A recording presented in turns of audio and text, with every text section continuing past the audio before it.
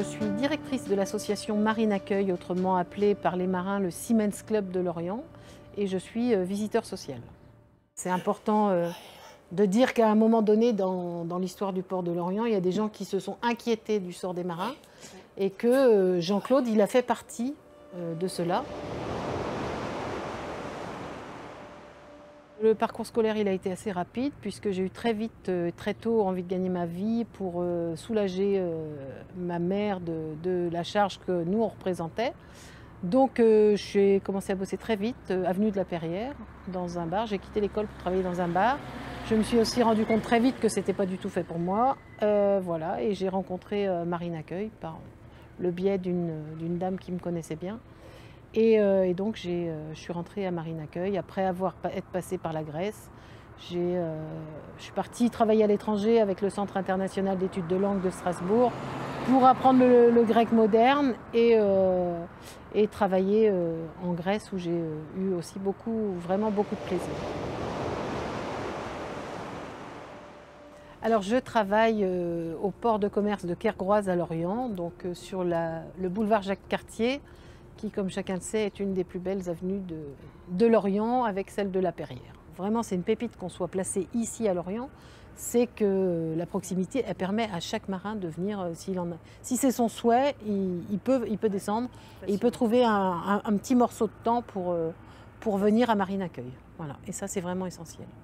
Alors je travaille en intérieur, donc à Marine Accueil dans le foyer. La première partie de mon travail, qui représente à peu près 40% de mon métier, je suis visiteur social de navires, donc je monte à bord de tous les navires qu'on accueille à Kergrouaz pour prendre la température des besoins de l'équipage.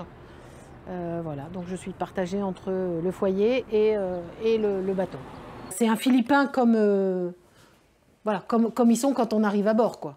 Et vraiment cachés, avec casqués, etc., super concentrés, avec leur bleu orange. Et c'est comme ça qu'on les trouve quand on arrive à bord. Donc aujourd'hui, il n'y en a pas, mais c'est vraiment les marins dans... Voilà.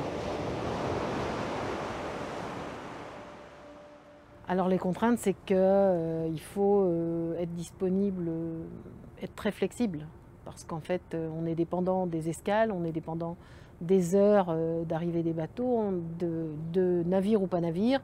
On est dépendant de la liberté qu'ont les marins pendant l'escale ou pas.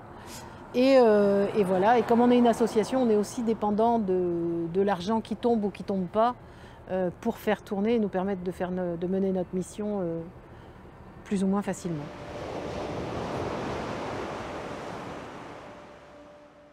La liberté, je crois que c'est jamais pareil, je crois que c'est hyper varié, on rencontre jamais les mêmes personnes, qu'on rencontre des gens du monde entier, avec des vies complètement différentes, des cultures différentes, des religions différentes, des habitudes de consommation différentes, et des histoires plus riches les unes que les autres, et ça c'est vraiment le top du top, et le tout au port de commerce, donc là, c'est le summum.